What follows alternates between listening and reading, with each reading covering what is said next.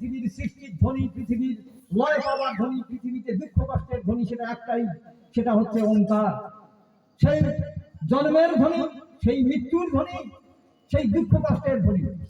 সারা পৃথিবীতে হিন্দু, মুসলমান, খ্রিস্টান, জৈনিস, বুদ্ধিস্ট, আমেরিকান, জাপানিজ, ইউরোপিয়ান, পৃথিবীতে যত দেশ আছে, যত সম্প্রদায়, যত ভাষা, সমস্ত ভাষার মূল ভাষা ওয়া ওয়া। এই যে জন্মের সময়, তখন কিন্তু ইংরেজিতে বলে না, সংস্কৃতে বলে না ওই বাচ্চাটা। ইংরেজি, উর্দু, আরবি, সংস্কৃত কোন ভাষাই ওই কথাটা বলে না। শুধু একটা কথা, সারা পৃথিবীর একটা ভাষা, সেটা হচ্ছে ওয়া ওয়া শব্দ। এই শব্দেই বাচ্চা ভূমিষ্ঠ হয়ে গেল। এই ধ্বনি হচ্ছে সৃষ্টির আদি ধ্বনি, এটাই সেই শব্দ। আবার যখন বাচ্চাটা বড় হয়ে গেল, আমরা হয়ে গেলাম সবাই, ওই বাচ্চার থেকে আমরা সবাই হয়ে গেলাম পৃথিবীর মানুষ, বড় হয়ে গেলাম। তখন ব্যথা বেদনা দুঃখ কষ্টে আমরা আউ করি। প্রচন্ড জ্বর হয়েছে, সেই রোগ সজ্জায় পড়ে আসি। জ্বরের সময় আমরা কি রবীন্দ্রসঙ্গীত গাই? আমরা কি হারমোনি বাজাই? আমরা কি নৃত্য করি? কোন ভাষাই কিছু করি না। একটা ভাষা থাকে, সেই বেদনার ভাষা। কি কি শান্তি! এই ভাষাটা বলেই একটা শান্তি হয়। প্রকৃতি জাত সহজাত সুর, ন্যাচারাল গিফট। পরম পিতা বলেছেন, প্রকৃতি জাত সহজাত সুর দিয়ে তোমাকে পাঠিয়ে দেওয়া হয়েছে সারা পৃথিবীর জীব জগৎকে। সারা পৃথিবীর জীব জগৎকে। এটা মনুষ্য জাতির জন্য শুধু আহা উহু নয়। একটা গরু ছাগল ধারা, সেও যদি দুঃখ কষ্টে থাকে, সেও এই সাউন্ডটা করে, উ আ, এই শব্দটা করে। সহজাত সুর। তাই জন্মে ওঙ্কার, ব্যথা বেদনায় ওঙ্কার। পরম পিতা বলছেন, ব্যথা বেদনায় ওঙ্কার, মৃত্যুতে ওঙ্কার। রবীন্দ্রনাথ ঠাকুর, তার কথা বলা হলো বিশ্ব বিচিত্র মহামানব, কবি, সাহিত্যিক, দার্শনিক, ঔপন্যাসিক। এমন কোন টাইটেল নাই তাকে দেওয়া যায় না। এত বড় একজন মহামানব, তার জন্ম বৃত্তান্তে বলা হয়েছে, একটা মানুষ 10 বার জন্মাবে মরে যাবে, 10 বার জন্মাবে মরে যাবে। তার সাহিত্য ভিত্তি লিখে শেষ করতে পারবে না, পড়ে শেষ করতে পারবে না। এ হেন ব্যক্তিত্ব চলে যাচ্ছে। ঠাকুর বালক ব্রহ্মচারী বলছেন, জানো, বিশ্ববিখ্যাত কবি সাহিত্যিক রবীন্দ্রনাথ ঠাকুর মরে যাচ্ছে। হাতে লেখনী আছে, কথা শেষ হয়ে গেছে, বাদ রুদ্ধ হয়ে গেছে, কিন্তু একটা বাণী তার সেই শেষকালে বেরিয়ে আসছে। কি সেই বাণী? মুখ গহ্বর উন্মোচিত হয়ে প্রাণ আত্মা চলে গেল, বেরিয়ে গেল। শেষ নিঃশ্বাস। ভাষা কি? কোন গান নয়, কোন সাহিত্য লিখনী নয়, কোন কণ্ঠস্বরের নৃত্য নয়, কোনো কিচ্ছু নয়। শুধু শেষ বাণী, কোথে কোথে সেই ওঙ্কার ধ্বনি। তাই ঠাকুর বললেন, পৃথিবীতে তুমি যত কিছুই অর্জন করো, সব কিছু ছেড়ে একটা ধ্বনিকে নিয়ে যেতে হবে। সেই ধ্বনিটা হচ্ছে মহানিনাদের, মহা চৈতন্যের মহা সেই সুর, ওঙ্কার, ওম ধ্বনি। সেই ধ্বনি হচ্ছে রাম নারায়ণ রাম, হরে কৃষ্ণ হরে কৃষ্ণ হরে কৃষ্ণ কৃষ্ণ কৃষ্ণ হরে হরে, হরে রাম রাম রাম হরে হরে। এই 16 নাম 32 অক্ষর, এই রাম রাম রাম আল্লাহু আকবার। ওই ধ্বনি, সেই মহানিনাদের, মহাশূন্যের, মহাশেষের ধ্বনি। সেই ধ্বনিটাই সবাই আমরা দিচ্ছি সেই মন্দিরে, সেই গির্জায়, সেই গুরুদুয়ারে, সবখানে সেই ধ্বনি দেওয়া হচ্ছে। কিন্তু বৈষম্য করে ফেলেছি। শোষক মজুমদার কিছু গোষ্ঠীগত, কিছুক্ষণ আগে আমরা বললাম, তাদের সেই বৈষম্যের খপ্পরে ঢুকে আমরা সেটাকে খণ্ড বিখণ্ড করে ফেলেছি। তাই কোরআনে বলা হলো আগাতুস খাদবাত আসমান, সেটাকে কিছুক্ষণ আগে আমরা শুনেছি, আলো জল মাটি বাতাস থাকা। তারপরে বলা হলো সেটা খিতি অফ তেজ মুরদ বোম। বেদে বলা হলো, উপনিষদে বলা হলো খিতি অফ তেজ মুরদ বোম। তাহলে এইটা সৃষ্টির আদি সত্তা। এই পঞ্চভূত যদি না থাকে, আপনারা এখানে কেউ থাকবেন না। আমি এখানে কণ্ঠযুদ্ধ হয়ে যাবে, বাকযুদ্ধ হয়ে যাবে।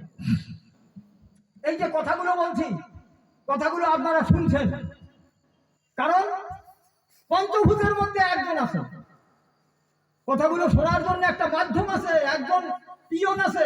আমার কথা আপনার কাছে নিয়ে যাচ্ছে, আপনাদের কাছে নিয়ে যাচ্ছে। সেটা মাধ্যমটা কি? এই বাতাস। বাতাসটা এখান থেকে যদি সরিয়ে দেওয়া যায়, তাহলে কি দেখবেন জানেন? আমি হাত পাচ্ছি, মুখ নড়ছে, কিন্তু কথা যাচ্ছে না। আরে এটা কেমন হলো? হ্যাঁ, এসি ঘর, এসি যে গাড়িগুলো আছে, দেখবেন কাছের জানলা দরজা বন্ধ করে দিয়েছে, বাইরে একদম কথা বলছে, নাচছে, এইরকম করছে, আপনি দেখছেন। কারণ বায়ু মাধ্যম বন্ধ করে দিচ্ছে, ক্লোজ কানেক্টেড হয়ে গেছে, বাতাস ঢুকতে পারতেছে না, বেরোতে পারতেছে না। প্রমাণ হয়ে গেল। তাই চাঁদে গেলে ওখানে বাতাস পাতলা, ওখানে কথা শোনা যায় না, দুইজন পাশাপাশি থাকলেও শোনা যায় না, তাই যন্ত্র কানে লাগিয়ে কথা বলতে হয়, মাধ্যমটা নেই। তাই এখানে ঘটনার কাজ করছে হচ্ছে পঞ্চভূতের একজন বাতাস। এই বাতাস যদি না থাকতো কথা একটাও শোনা যেত না। আলো, এই যে আলোগুলো জ্বলছে, এই পঞ্চভূতের একজন আলো।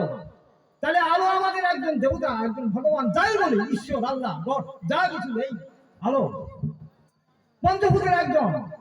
আলো না থাকলে আমি কথা বলবো, শুনবেন ঠিকই, মুখ দেখবেন না, আমি কি করতেছি, হাত কাটতেছি, কিচ্ছু বোঝা যাবে না, কারণ আলো নামক এই মাধ্যম আপনাদের সেই কাজটা করতেছে।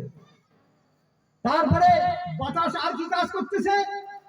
এই যে নাক দিয়ে আমাদের শ্বাস প্রশ্বাস চলতেছে, কার্বন ডাই অক্সাইড ছাড়ছি, অক্সিজেনটা টানছি। এই কার্বন ডাই অক্সাইড আর অক্সিজেনের লানাদানা হচ্ছে এই বায়ুমণ্ডলের মাধ্যমে। যদি এই বাতাসটা থাকতো আমরা মারা যেতাম, আমরা কথা বলতে পারতাম না, 1 সেকেন্ডে প্রাণবায়ু শেষ হয়ে যেত। তাহলে এই বাতাস, মাটি, এই মাটিতে বসে আছি আমরা, মাটি নামক মাধ্যমটা না থাকলে এখানে বসার ক্ষমতা থাকতো না। আকাশ ফাঁকা, এই যে ফাঁকা জায়গাটা না থেকে যদি একটা চাপা জায়গা থাকতো আমাদের বসার কষ্ট হতো। তাই অনন্ত ফাঁকার ব্যবস্থা করে দিয়েছে বিশ্ব প্রকৃতি। আর জল তো চিরসত্য, কারণ জলের এক নাম জীবন, আমরা সবাই জানি। এখন এই যদি জল বন্ধ করে দেওয়া যায় তাহলে আমরা জল না খেয়ে পেরে আমরা মারাই যাব। তাই এই পঞ্চভূত এমনই দেবতা যাকে প্রত্যক্ষ করছি, যাকে সবসময় অনুভব করছি, যার ব্যবহার করছি, অথচ তার আমরা কাজে লাগাতে পারতেছি না, তাকে নমস্কার করি না। এখন এই যদি পঞ্চভূতটা এখান থেকে কেড়ে নেওয়া যায়, তারা যদি কাজ বন্ধ করে দেওয়া যায়, একটা গান আছে, বেদ সঙ্গীত আছে, আলো জল বাতাসের শরীক আমি, আমি আমার ভগবান। তাহলে এই আলো জল বাতাস আমরা অনেকে ধর্মভাগ করি। এবার এই আলো জল বাতাস যদি ধর্মভাগ করে, হ্যাঁ, তাহলে কি হবে? এবার আমরা সবাই অত্যন্ত ভাবে পৃথিবীতে দাপাদাপি করি, একে ওর ক্ষমতা দেখাই, ওকে ওর ক্ষমতা দেখাই। আচ্ছা, এবার মাটি যদি বলে আমি একটু ক্ষমতা দেখাই, মাটির ক্ষমতা কি জানেন? ভূমিকম্প। মাটি যদি বলে একটু নাচি আমি, এইরকম করে ভূমিকম্প শুরু হলো, সবাই এখানে আমার কথা শুনবেন না, ওরে বাবারে মারে নাচলো, এই ভূমিকম্প, আর কিসের ভাষণ, কিসের গান, কিসের কীর্তন। এই মাটি যদি নাচা শুরু করে তাহলে কাম খারাপ।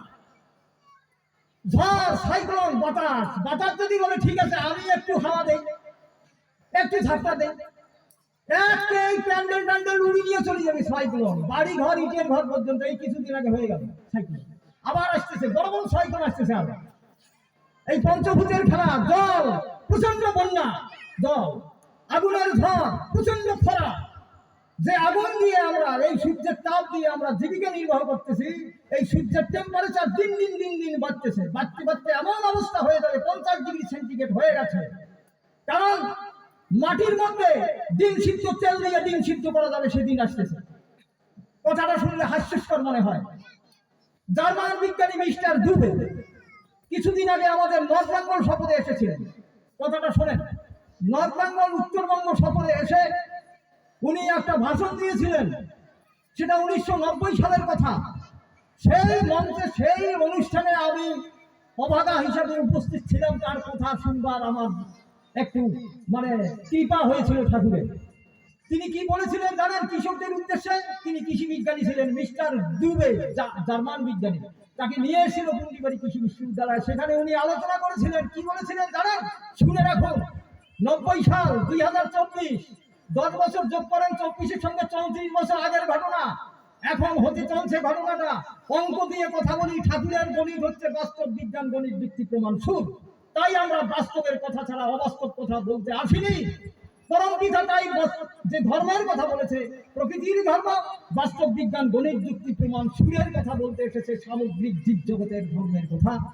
তাই তিনি বললেন, সেই দিন কি বললেন? সারা পৃথিবীবাসীর উদ্দেশ্যে কথাটা বলে রেখেছেন। সেখানে সারা ভারতবর্ষের সমস্ত স্টেটের মানুষজন, সমস্ত ভাষাভাষীর মানুষজন সেদিন উপস্থিত ছিল। সেদিন তিনি সমস্ত পত্র পত্রিকার যে সাংবাদিক, প্রেস মিডিয়া, তাদের সামনে কথাটা বলেছেন, মিথ্যা তথ্য নয়। তিনি বলেছেন এখন তো আপনারা স্প্রে করেন, কোথায়? ফসলের ক্ষেতে স্প্রে করেন। কিসের জন্য? পোকা মারা ওষুধ দেন, তাই না? ফসলের ক্ষেতে স্প্রে করে, তারপরে বিভিন্ন প্রকার ওষুধ ভিজিয়ে কীটনাশক দিয়ে বীজগুলো ফেলে দেয়। জানেন আপনাদের সামনে কি দুর্দিন আসতে চলেছে? কি দুর্দিন? ভয়ঙ্কর দিন। প্রকৃতি রুষ্ট হয়ে গেছে, ওনার মাথায় নেচার রুষ্ট হয়ে গেছে। সেই দিনটা এসে গেছে। এত সূক্ষ্ম পোকামাকড় পৃথিবীতে জন্ম নিচ্ছে, ফসলের দানা হবে না। গম আবাদ বন্ধ হয়ে গেছে, গমের দানা নাই, গমে দানা হয় না, গম আমরা বাদ দিয়ে দিছি। এই কিছুদিন পর ধানের দানা হবে না, ভুট্টার দানা হবে না, কারণ মায়ের স্তনের দুগ্ধ নিঃশেষ করে ফেলেছি আমরা আমাদের দুধ ব্যবহারে। আমরা সারা পৃথিবীটাকে প্রায় জানাজ করে দিয়েছি। তাই মায়ের স্তনের দুগ্ধ, এই বসুন্ধরা মায়ের স্তনের দুগ্ধ কোনটা? এই যে ফল ফলারি দানা শস্য, এগুলো আস্তে আস্তে আর হতে চাইবে না। তাই তিনি বলে রাখলেন যে স্প্রে গুলো তোমরা করো, সামনের দিনে ভাতের থালে ভাত নিতে হবে, খাদ্যের থালে খাদ্য নিতে হবে, খাদ্যের মধ্যে এইভাবে স্প্রে মেশিন দিয়ে স্প্রে করতে হবে, করিয়া হামালি মুখের মধ্যে স্প্রে করতে হবে। কারণ এই যে খাদ্যটা নিয়ে যে বাতাসের মধ্য দিয়ে খাবারটা আমরা খাবো, এখান থেকে এখানে আসতে জীবাণুযুক্ত হবে। ওই জন্য এখানে স্প্রে করিয়া মুখে স্প্রে করি এক গাছ, ফির এখানে স্প্রে করি মুখে স্প্রে করি আর এক গাছ, কেমন করিয়া ভাত খাইতে হবে সেদিনটা আসতেছে আমাদের সামনে। ভয়ঙ্কর দিন। মিস্টার ডুবেল জার্মান বিজ্ঞানী সমস্ত মিডিয়ার সামনে কথাটা বললেন। সেই দিনটা আমরা দেখব। 34 বছর আগের ঘটনা, 90 সাল। তাহলে আমরা কোন অবস্থায় আছি? এখনো সুখে আছি। এখনো যদি আক্কেল না হয়, জাতিতে জাতিতে, নীতিতে নীতিতে, দলেতে দলেতে সংঘর্ষ। বাংলাদেশের অবস্থা তাকিয়ে দেখুন। কে কাকে কাঁদিয়ে রাখবে, কে কাকে মারবে পিটবে, কোনো ঠিক নেই। কিন্তু এখন যদি ওইভাবে স্প্রে করে ভাত খেতে হয়, কয়দিন বাঁচবো আমরা? কয়দিন বাঁচবো? সামনের দিন সমাগত প্রায়। মালই পৃথিবীতে দাঙ্গা হাঙ্গামা করতে হবে না। পৃথিবী রুষ্ট হয়ে গেছে, জল বিষাক্ত হয়ে গেছে। আগের দিনে আমরা পানীয় জল খেয়েছি, নদী সমুদ্রের জল, নদীর জলেই পান করেছি। আমরা শুনেছি ঠাকুরদার মুখে, ঠাকুমার কাছে, আমাদের ছোটবেলায়ও দেখেছি নদীর জল, পুকুরের জলে পান করা যেত। তারপরে টিউবওয়েলের জল 50 ফুট, 20 ফুট, 30 ফুট টিউবওয়েলের জল, এই যে কল টিউবওয়েল যেটা। তারপরে এখন টিউবওয়েলের জল খাওয়া যায় না। এখন একটা ছোট্ট বাচ্চা শিশু জানে ওই জল অপান, অপেয়, মানে পানযোগ্য নয়। এখন আমরা একদম ডিপ টিউবওয়েল, যেটা 700, 800, 900, 1000 ফুট নিচের থেকে পাথর কেটে জল আনতে হয়, এত বিষাক্ত হয়ে গেছে। আগামী দিন সেই জল নামক পঞ্চভূতের একজন সদস্য বলবে, আর আমাকে পান করতে পারবে না, খেলেই তুমি মারা যাবে, আমি কমপ্লিট বিষাক্ত হয়ে গেছি। বাতাস বলবে, আমি তোমাকে আর শ্বাস নিতে দিতে পারবো না, শ্বাস নিলেই তুমি মারা যাবে, কারণ আমি বিষাক্ত হয়ে গেছি।